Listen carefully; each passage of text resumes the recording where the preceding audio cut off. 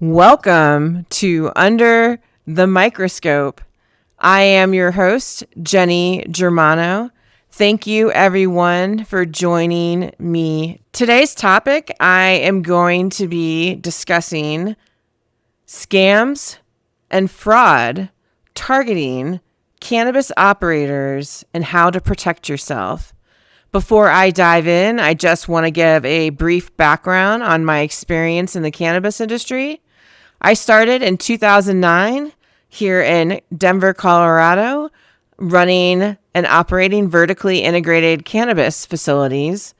And in 2015, I founded my company, 𝗖𝗍𝗄𝗏 Consulting, and I have been helping operators navigate the regulatory landscape across the United States for the last 10 years. So I appreciate everyone for tuning in.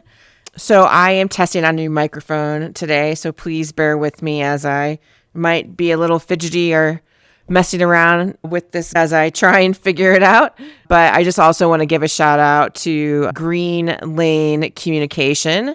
Mike over there, the founder, the PR company, and I actually won this microphone in a PR contest that I signed up for. I'm very excited to be working with him here in the future. This topic's really important to me. I think what really lit a fire under me to bring this topic up next on the podcast is several operators. I've heard several stories from operators lately, recently from somebody out in the Massachusetts area, to somebody I know in Colorado, and just to several other operators in other states that have been coming up against some of these scams and fraud going around. But scams and fraud, it happens everywhere in life, as we know, right? Everyday people get affected by these scams. The cannabis industry is definitely a target.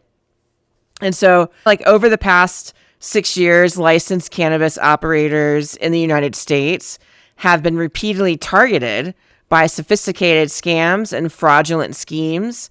These incidents exploit the industry's regulatory complexity, cash-heavy operations, evolving licensing frameworks, and limited access to traditional banking services, so that it really makes sense.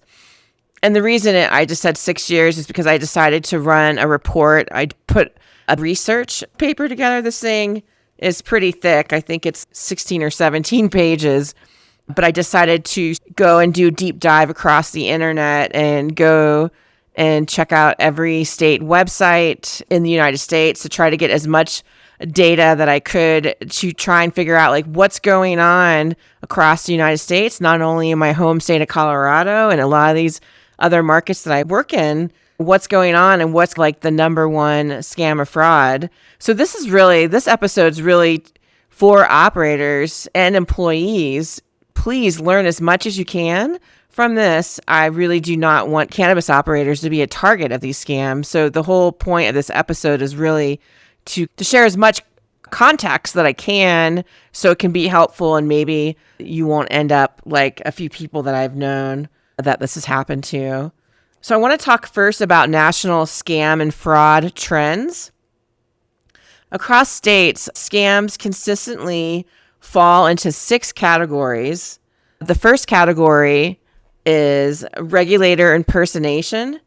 This can be fake calls, fake emails, or texts claiming to be from the cannabis regulator authority or the licensing authority, whoever's regulating you in whatever state that you're operating in. Threats to immediate license suspension, and then demands same-day payment via wire, ACH, gift cards, and crypto. And we're going to dive a little bit into this later about crypto. Number 2 of the 6 core categories that national scams and fraud fall into for cannabis operators is fake licensing and fake social equity programs. And these can be fraudsters offering guaranteed licenses. Everybody has to apply for the license, whether it's a lottery or it's a merit-based license, but not a single state would ever say that you're going to have a guaranteed license. Forged state documents and logos, and then fees ranging from $5,000 to $50,000 for social equity. $50,000 would just be outrageous for a social equity license. The whole point of social equity license or a micro license is to lower the barrier of entry into the market. Small operators or people with not a lot of access to capital can get access to these licenses by lowering the barriers. And then also number 3 is urgent fee and payment diversion scams. So this would be false claims of unpaid fees and audit failures, employees tricked into sending funds outside official channels. So number 4 of the 6 core categories of national scams and fraud in the cannabis industry that target cannabis operators. Delivery and order fraud. This could be fake wholesale or retail orders, and then diversion to unlicensed locations. And then number 5 is track and trace and reporting fraud. And this is manipulation of the seed-to-sale systems. And this leads to fines, license revocation, and criminal exposure. Typically, the track and trace fraud is internal fraud because people on the outside can't really gain access to the seed-to-sale tracking system unless somebody from the inside is sharing. Number 6 is investment and capital raise fraud. And this one consists of fake cannabis companies or misrepresentation of licensed operations. Typically, tens of millions of dollars is lost nationally in this scheme. Next, I want to dive into red flags. What I learned about red flags early on, getting ready to hit 17 years, feel like a dinosaur when I say that, but I'm getting ready to hit 17 years of working in the regulated cannabis market. I started in 2009, so I've been at it for a minute. And what I've learned about red flags over my career is that red flags never turn green. And it can be a challenge because when somebody's in a situation where maybe they're desperate and they need capital, maybe there's something coming up, or they're just the shiny object syndrome or the rose-colored glass syndrome, especially brand new people coming into the market. It is exciting and it can be overwhelming. There's so many things going on, and you're almost like overstimulated in a way coming into this market brand new, especially I'm talking about the people who have never done this before, not somebody who's opened multiple facilities. I'm talking about somebody brand new who doesn't know what they don't know yet, right? They don't have enough context. And it can be very easy to ignore those red flags because you're so excited. You just want to get operational. And so I will say, and sometimes in the back of your mind, you'll see it and you'll say, oh, that doesn't matter. That's just that little thing. That will be okay because all this other stuff is way more amazing than that one little thing. And what I have found is that red flags never turn green. And that's just something I learned a long time ago. I myself, I've had to walk away from projects due to red flags because I know just down the road, there were going to be consistently issues all the time and it was never going to go away. So it's just something that you have to learn how to make that decision as an operator. And it's a skill set that you have to build. Unfortunately, I think sometimes you almost have to get burned, essentially, to learn to discern better. So here's some red flags that I put together for licensed businesses that have reported to the regulator, the regulating body. Here's one: reporting a pending equipment delivery to the licensed business that requires a cash payment that a FedEx employee would pick up. These are real. I actually took these off the state websites. These are from bulletins and little compliance tips that the regulators put out. I took these directly from the site. Here's another one: requesting employees to take photos of fire extinguishers, emergency alarms, exits, and safes and marijuana products. Another one: impersonating an owner, instructing employees to count the daily deposits and deliver cash from the business to a location off premise, often a Bitcoin ATM, to pay an urgent bill or licensing renewal fee. These are all no-nos right here. So use these as a tip to not do these in your facility. These are red flags that something is wrong and that you are getting pulled into a scam, whether it's a phishing scam or some type of fraud. This is a different one. Impersonating a new owner of the business, indicating that the license was being sold and cash was needed to finalize the contract. After delivering cash to a Bitcoin ATM, the suspect requested the employee's debit card number to receive a reward for their assistance. That employee's personal funds were transferred out of the account. Ouch. I cannot even believe that happened. That sucks for the employee and the owner. Here's another one, impersonating a law enforcement officer, indicating that an employee had been arrested and required money for bail or risked being jailed. These are wild. Here's another one.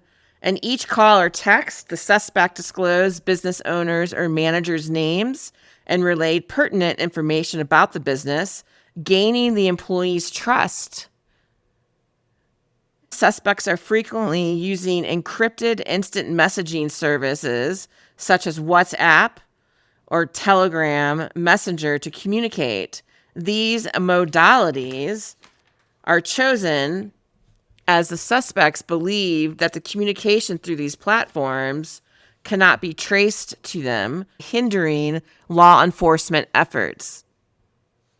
Another one, demanded immediate cash payments and threatened fines or enforcement action. Another one for requesting wire transfers or electronic payments, request payment or sensitive data. And then medical and adult use cannabis license received fake renewal notices requesting payment via non-state platforms. Those are some doozies, right? That's wild. And when I was running a brand new adult use facility back in 2014 here in Colorado, they called our store and threatening to turn off our power, saying our Xcel bill, which that's our power company in Colorado, and they gave the location of our cultivation facility. We had 2 grows, and they called the dispensary because most of the times you cannot get a hold of anyone at the cultivation facility. In a lot of places, that information's not public, but dispensaries are, right? That information, you can find all the dispensary information online. And so they called, and I think the bill, it was like close to $1,000, but we did not fall for it because we called the owner first to double check before we did something like that. And we found out it was a scam. This has been going on for a while, for a long time. So now I'm going to go state by state. Like I said, I went and I did this research, scrubbing all the state websites, and I wanted to give different examples that happen in different states. So this one is going to be a fake cannabis licensing program scam, which I thought this was really interesting. This is fake licensing and also regulator impersonation. What happened? Individuals and entities falsely claimed to operate a state-approved cannabis licensing pathway. Victims were provided with forged documents appearing to come from the regulators and the Office of the Attorney General. Operators were told that they had secured or were eligible for a retail cannabis license in exchange for upfront payments. So how the operators were targeted? Well, direct outreach to the prospective and existing cannabis entrepreneurs, use of official-looking state seals and letterhead, and then claims of insider access to decisions. The financial impact, so fees that were charged per business, $25,000 to $30,000. Estimated total exposure, hundreds of thousands of dollars and up to over $2 million. Attorney General sought to freeze $2.5 million in assets. Wow. These are wild. This is really interesting, doing my homework and looking into these different fraud and scams in these states. The next state up is Delaware. So this is social equity scam in 2024. Scam type was the fake application assistance and licensing fraud. So what happened? Individuals and companies falsely offered guaranteed assistance securing social equity and cannabis licenses before licenses were even available. And here's some regulatory guidance, or I would take this as a tip.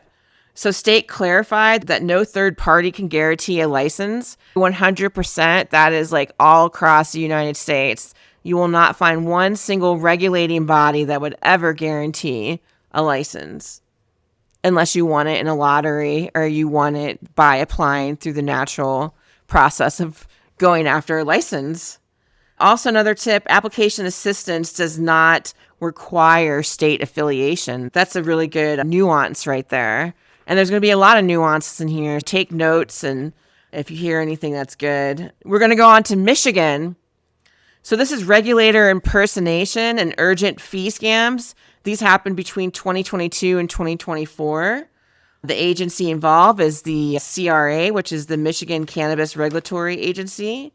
And the scam type was impersonation and payment diversion.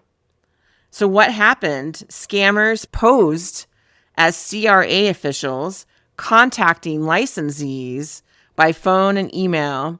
They claimed operators owed immediate fees or faced license suspension. How the scam worked: spoofed phone numbers and email addresses, which I've seen that happen where it probably showed up on the caller ID as the Cannabis Regulatory Agency, and it was programmed that way. It was spoofed. I've seen that way with email addresses. That's why whenever I get those fake Amazon emails or whatnot, I always look at the email address. And if you always look at the near the end of the .com, it doesn't align with their website. It's always off. That's how you can know that you're getting pulled into a phishing scam, is it doesn't match the website. Another one is request for payments via non-state methods. That's a big one, right? A high-pressure tactics targeting accounting staff. So the financial impact for Michigan, let's see, individual operators reported losses exceeding $100,000. Also in Michigan, they had order and delivery diversion scams that happened in 2022. Operational fraud. So what happened? Fake buyers placed large cannabis orders and attempted to redirect delivery to unlicensed locations. Some regulatory guidance that came out from the CRA is verify license numbers before fulfillment, confirm delivery addresses against state databases. I would say not every state website has this, but I think close to 99% of them, I don't want to misspeak, but they all have some kind of tool or something on the website where you can look up a license holder and confirm that licensee exists and their address. In Colorado, they have a tool where you can look up the location, the license number, all that information. You can actually verify to see if anyone's got a revoked license and whatnot. And so I would say most states have that. And also, you should really have an understanding of how payments work to the state. And I understand if they're calling the dispensary, your normal everyday bud tender receptionist that answers that call, they might not know that information and they might think it's real. This is where training, and I'm going to talk about the training later, but this is where the training comes in and how you guys can protect yourselves and be the gatekeepers for these calls. So next I'm going to go on to California. So California had fraudulent cannabis investment and business opportunity schemes. So this one actually targets investors. I wanted to throw this one in here. This actually went after people who just are the investors in cannabis operations. So the scam type was investment fraud involving purported licensed operations. What happened? State and federal agencies warned entities falsely claiming to own or operate licensed California cannabis businesses in order to solicit investment. The impact: losses range from tens of thousands to millions of dollars per scheme. Wow. Often forged licenses or outdated permits. So yeah, the people who are coming in to bring in capital to our industry, those guys have to be careful and do their due diligence as well. And like I said, once again, people get so excited. They don't know what they don't know yet, but so it's definitely something to look out for. The next state I'm going to talk about is Washington State. The Liquor and Cannabis Board has some scam alerts that happened between 2021 and 2024. So the scam type was a regulator impersonation and email phishing. So what happened? Scammers were sent emails posing as the LCB staff requesting license verification, payment for alleged violations, and business banking information. The financial impact was not disclosed on the website. Regulatory guidance, more of these tips. LCB does not request sensitive information ever by email, and licensees should verify contacts using known agency numbers. One tip would be if there's urgency, if they are pushing you to where you can't even call the regulatory agency just to do a check to say, hey, I'm getting this email. Is this real? And they're pushing you and there's desperation and urgency. It is a red flag. Just walk away from it and then call your state regulators and let them know what's going on. The next state I want to talk about is Illinois. This one's going to be social equity grant. So these are the grants. In a lot of states, you can apply to win a grant if you're a micro business or social equity. Every state has different programs. So this is for the grants and licensing fraud. This happened 2020 up until 2023. So what happened? Scammers targeted social equity applicants offering guaranteed licenses or grants in exchange for upfront fees. They did not list the financial impact. Some regulatory guidance issued. So no entity can guarantee licensure. I would say this is 100% true across the entire regulated market. Official assistance programs are publicly listed, which is true. If you go to all the state websites, whether it's Maryland, Michigan, Missouri, anywhere that has these grant programs, Colorado, all the programs are publicly listed on the website, including sometimes the winners as well. You can always call the regulators and have a conversation with them if you suspect anything. It's really important to be diligent. Fake licensing and application assistance scams that happened in New York from 2022 to 2025. Scam type is fake licensing and social equity fraud. What happened? The OCM issued multiple warnings about individuals and companies falsely claiming to be state partners or approved consultants. That's a good one. So how operators were targeted? Promises of priority access, fake approval letters, and high upfront fees. For financial impact, they did not disclose it. And then the OCM did acknowledge widespread attempt. So some tips that the regulators gave out for guidance is OCM does not endorse consultants. I would say this is true for every state. You will not find that. They might have a resource page or business listings, like I think Michigan and Missouri. I'm on a couple of those sites, but they have a disclaimer. They have a disclaimer saying that they're not responsible for you in your engagement. Licenses are awarded solely through an official process. That's true for every state. Every state. So the next piece I want to talk about is this one is a federal multi-state impact. This one is cannabis investment fraud scheme that involved the SEC and the DOJ. Scam type, securities fraud involving cannabis businesses. Examples, weed genetics, a Ponzi-style scheme, got about $60 million from people. Wow, that's a lot of money. Another one is Harvest Farm Group, hemp and cannabis fraud. 18 million was the impact on that one. So investors were defrauded, reputational harm to legitimate operators, and increased regulatory scrutiny. That was the impact on those Ponzi style schemes. And I would think if the SEC was involved, maybe there was a public company that might have been involved as well. So cross-state scam summary. The number one scam was regulator impersonation.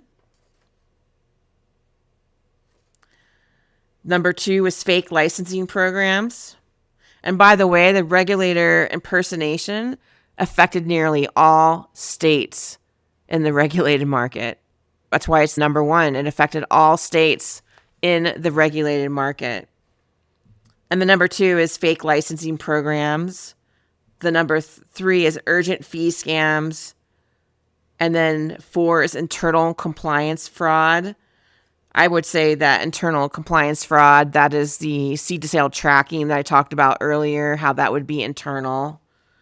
Investment fraud, which was multi-state, and the losses were in the millions.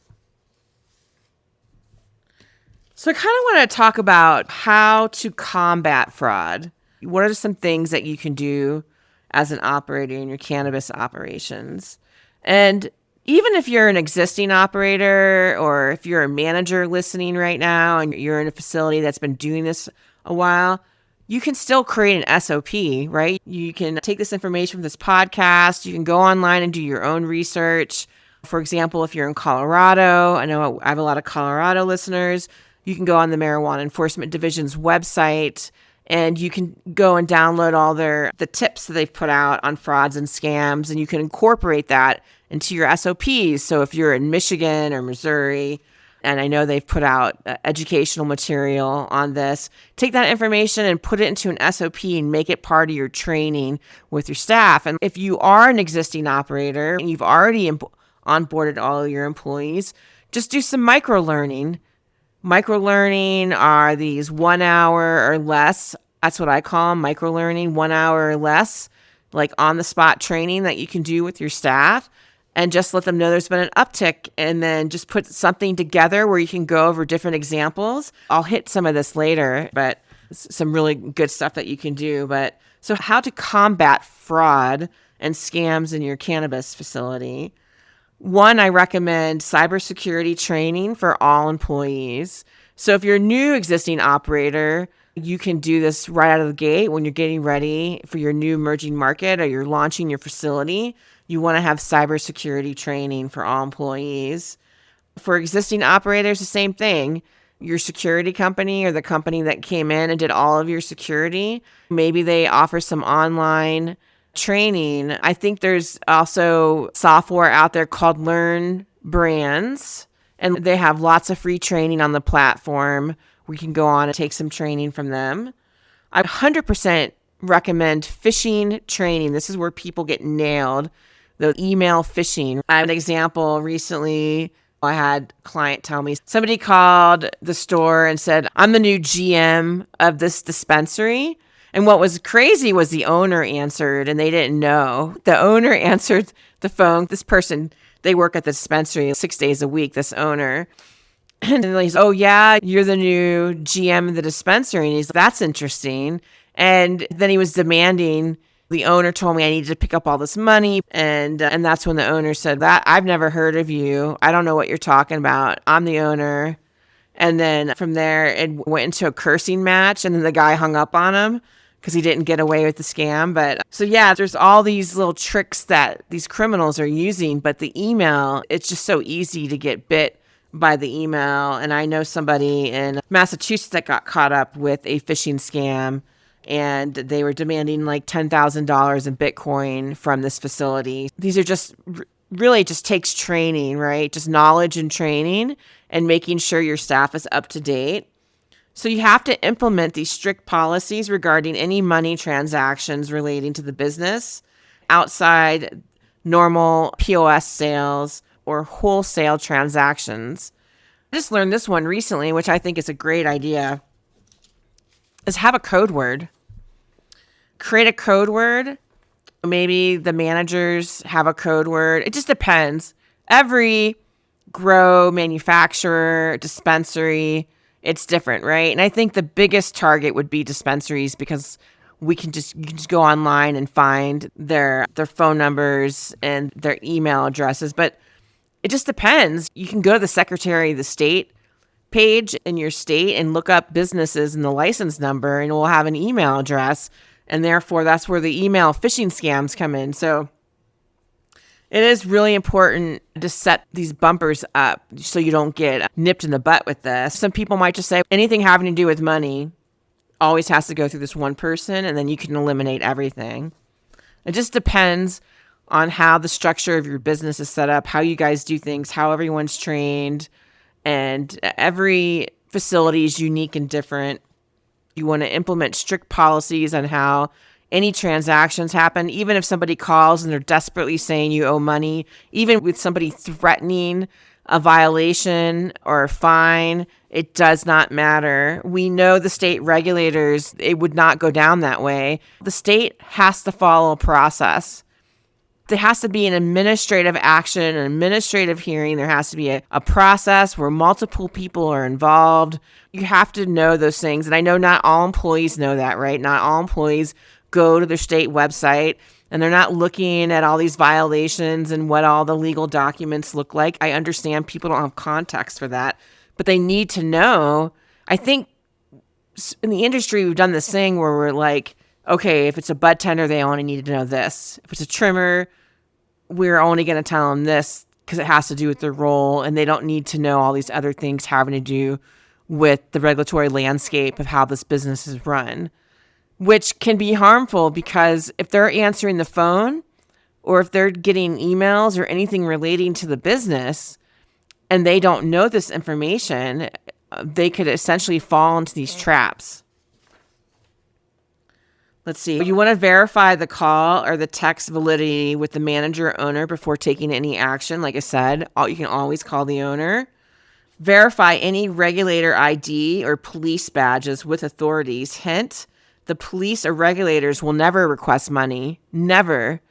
You hear police departments all across the country all the time saying that they never request money. Also, with verifying regulator IDs, it just depends. Every state is different. In Colorado, our regulators that come into the facility, they have police badges and carry guns. They're police officers. I think 99% of them are.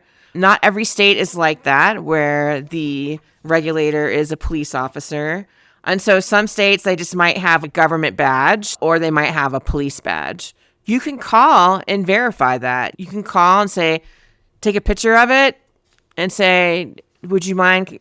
I need to call this in. And if they act all crazy, then you know something's going on, because police officers and regulators are not going to react that way. If you're doing your due diligence to make sure that you guys are safe in your facility, especially if there's money involved or there's threatening of violations, you have every right to request that.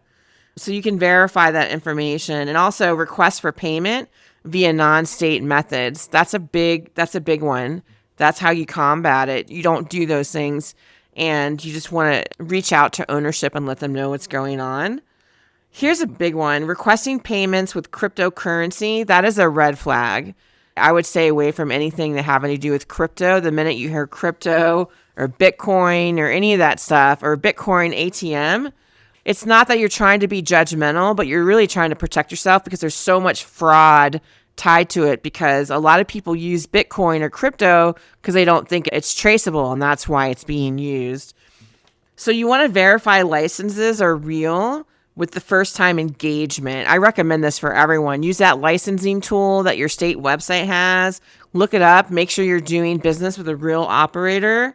Most states have that validation tool. States do not collect fees over the phone, and they do not request Bitcoin or cash. That's a good one right there. Like, just to know that a state would never request that from you.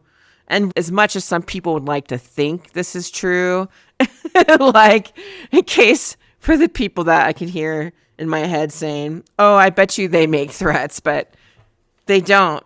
They can't. Regulators, they cannot make threats of immediate shutdown without administrative action. It just cannot happen. You might think because you don't like the regulators, but they will not do that. They have to follow a legal process. There's going to be legal documents that are going to happen that either someone from the Department of Revenue is signing or whoever's the regulating authority in your state. There's going to be the state attorney is going to be involved. There's just a lot of things that document's going to have. Here are some best practices. Training is everything. And training is the number one defense to combat fraud in the cannabis industry and these scams. So you want to make sure that as part of your training to prevent scams, you want to have regulator recommended controls, work with somebody in cybersecurity or a security company. You need to have an internal SOP. So I highly recommend creating an SOP and getting everyone trained on it. You can create an employee training checklist. You could also do, which would be cool, you can do some mock test runs. Have somebody call the store and pretend that they're trying to scam to test your staff. Red flags by role. So bud tenders, managers, accounting, and compliance officers will each have a different set of red flags per their role because they're engaged in the business in different ways, where maybe the accounting person, maybe they're not even at the dispensary or the grow. Maybe they're working remotely, right? They're not even at the location. And with the different license types and managers having certain access that bud tenders don't have. So here are some regulator recommended preventative controls. The communication verification protocol. You want to establish a single verification process for all regulatory communications. So all regulatory contacts must be confirmed using official agency website, known agency phone numbers, or licensing portals. A best practice is you can design a one role, like compliance manager or general manager, as the only point of contact for regulators. Now, that one can be challenging. I know that's recommended by the regulators, but here's why I think it's challenging, because I can't imagine an owner would not want to be a point of contact with the regulator, right? And then you also need your manager or your compliance person to be a point of contact because they're doing the day-to-day operations. For that one, I know, like I said, that was recommended by the regulators, but it would be owner and manager or compliance officer. That's how I would set it up. Prohibit frontline staff from responding to regulatory inquiries independently. That's a good one. So here are some payment controls. These are all just like different site controls that you can set up. And these are really to reduce your risk exposure to these frauds and scams. So cannabis regulators never ever demand same-day payment, accept payment via gift cards, crypto, Zelle, Venmo, or wire on demand. And regulators never request payment outside the official state portal. So best practice is that you can set up where you require dual authorization for all payments related to licensing, fees, and or penalties. You can also maintain a written list of authorized payment platforms and authorized payees.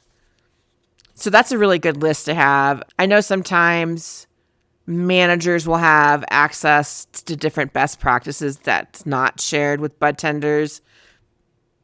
Same for the grow and the manufacturer processing. You could have a list that's not available to everyone of authorized payees and authorized payment platforms. Because I do know that managers do the renewals. They do a lot with the licensing, especially keeping track of the renewals. And that can fall on the compliance officer and or manager. So they are involved in some of these licensing activities. And so I could see them getting pulled into some of these phishing scams or fraud. You want to train staff that urgency is always a red flag. Always. No ands, ifs, or buts about it. Urgency is a red flag. I'm going to talk about licensing application safeguards. Once again, these are best practices. Common scam trigger. Here's a good one. All guaranteed license offers, insider access claims, and fake social equity partnerships. So best practice is to maintain an internal policy stating no third party can guarantee licensure and no consultant is state endorsed unless publicly listed. Require contracts with consultants to include the no guarantee language, clear scope of work, and refund and termination provisions. That's pretty normal when you're working with good consultants to have that information, that clear scope of work, the no guarantee language, and the refund and termination provisions.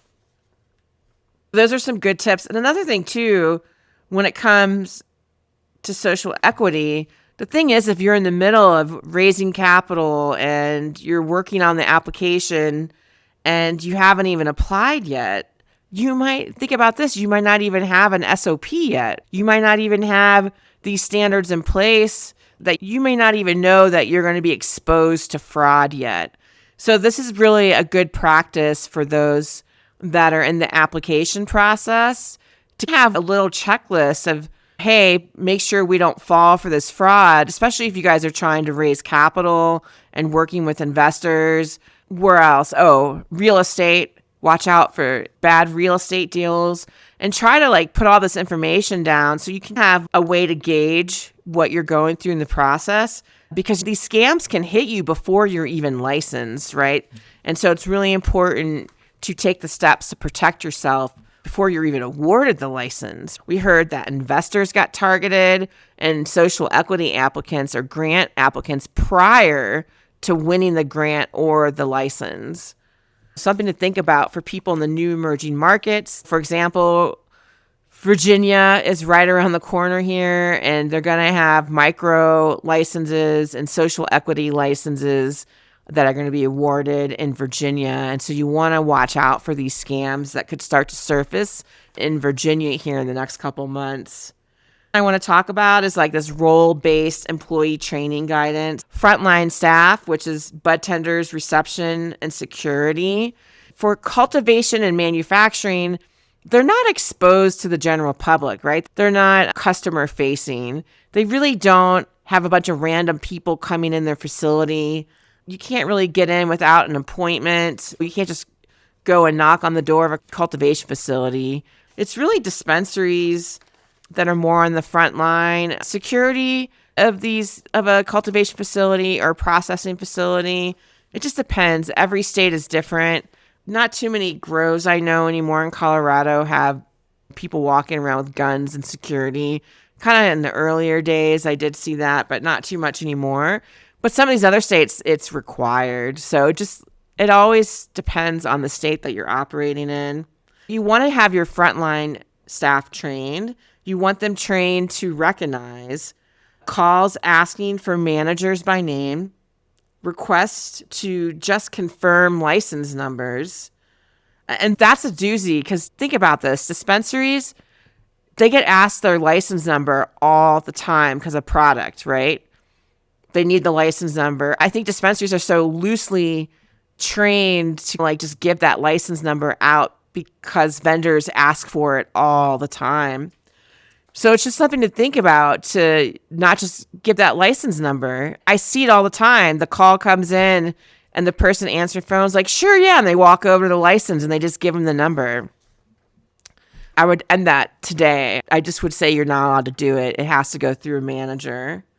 Let's see. Anyone claiming inspection issues but refusing to show credentials. I talked about that a little bit earlier. Red flag. Staff must be trained to say all regulatory matters go through management or owners, whoever you guys decide that role is. It makes it easier, takes the pressure off the employees to not have to even deal with it. All they have to say is, yeah, that's just beyond my scope. I'm not allowed to do that. You'll have to go through a manager. Be the gatekeeper. That's your job. One thing, if I know that bud tenders are excellent gatekeepers in dispensaries, and so you just need to be the gatekeeper. Immediately escalate suspicious interactions. So this is contact the police department, contact the regulators, contact the owner. Someone's asking for $10,000 in Bitcoin. You call somebody in the company and find out what's going on and get them involved. So never provide license numbers. Like I said, that's a challenging one because dispensaries give that out all the time to vendors. You guys should have some type of process set up on how you're going to verify whoever's asking for that license. Is it somebody you're doing business with? Or is it just a random person? Are they just making up a name? How do you know? How do you know who's on the other side of the phone asking for that information? Never provide staff schedules. Don't even give out employees' names. Never provide internal procedures on how you guys are doing things, like what you're trained on, code words. Don't give any information for your DVR and how to operate your DVR. None of that information. For managers and shift leads, I'm talking about role-based training right now. And now I'm moving on to managers and shift leads. So you want to train them to recognize urgent compliance threats, payment demands tied to inspections, requests to bypass normal procedures. All red flags. Responsibilities: verify all enforcement claims independently, document suspicious contacts, notify ownership or leadership immediately when you start noticing that happening. The next role would be accounting, finance, and compliance staff. So this is a very high-risk target group. This is the number one target group when it comes to fraud and scams in the industry. You want to train people to recognize invoice spoofing. This happens all the time. I can't tell you. I get so much phishing. It's almost laughable now that I just see it and I block it and delete it. I don't click on anything. I just know it's fake. I always look at the .com of the email address and it never matches. Don't click it, delete it, and block it. Some best practices is never process payments based on email or phone number alone. Confirm all fee notices directly inside the licensing systems or portals. Log and track all regulatory communications. Now, this is something I always try and train operators that I work with, is you want a regulator communication log. I'll say it again. Regulator communication log. This can be a notebook, and all it is the communication between your business and the regulators. The date, quick note to what it was about, if there's any call to action that has to take place, and then you write it down. You can even put in there received email communication, or the fire department, the health department stopped by. They need this from us. And then you have it written down and tracked. And that's really important. I put together this red flags checklist. I know I talked a little bit earlier about red flags, but this is a checklist that you could just make and type up in your operation. It's pretty easy. Claims of urgency or secrecy, requests for payments outside of official portals, threats of immediate license suspension, requests to bypass management, use of personal email addresses, slightly altered agency domain names. Remember, I told you about the domain names. Guarantees of licensing success, and requests for sensitive data without documentation. If any one of these appear, stop and verify. And that's what you should put on that checklist that you make. Stop and verify. If the attempt of a scam or fraud happens or occurs, cease communication immediately. Do not send payment or information. Document everything. Notify the relevant regulator for your licensed operation and train the staff using that incident as a case study. I have a note here. Several regulators explicitly encourage reporting attempts, even if no money was lost. So even if you didn't lose money, you still want to notify the regulators. That kind of wraps up this fraud and scam piece that I want to talk about. I was fascinated really by everything that's been going on across the country and all these scams and different things. And I didn't know about the Ponzi scheme. I did not know that social equity applicants were being targeted, where people were doing fake, I guess, guaranteeing them winning a license or guaranteeing that they were going to get a grant. The scams and fraud targeting licensed cannabis operators, it's really not isolated is what it showed me. These are not isolated incidents. They are persistent, involving risk across every regulated state and the entire market. Regulators have made it clear operators must implement controls, train staff, and verify before acting. I think the big takeaway is, where are you at in your systems and your SOPs? Have you addressed this? Are you even thinking about this? Is there any kind of action that you can take after this podcast to update your processes and get your staff trained and do that micro learning? So hopefully this was helpful. Utilize your state website. Most state regulatory sites will have best practices or warning documents or something on the site around what you can do to protect yourself against these scams and fraud. Thank you, everyone, for tuning in today to this episode. For those who want to stream this podcast, it is available on Apple and Spotify or wherever you like to listen. Please go and check out my YouTube channel, which is Under the Microscope with Jenny. Please subscribe. Thanks, everyone, and we'll see you here in another week.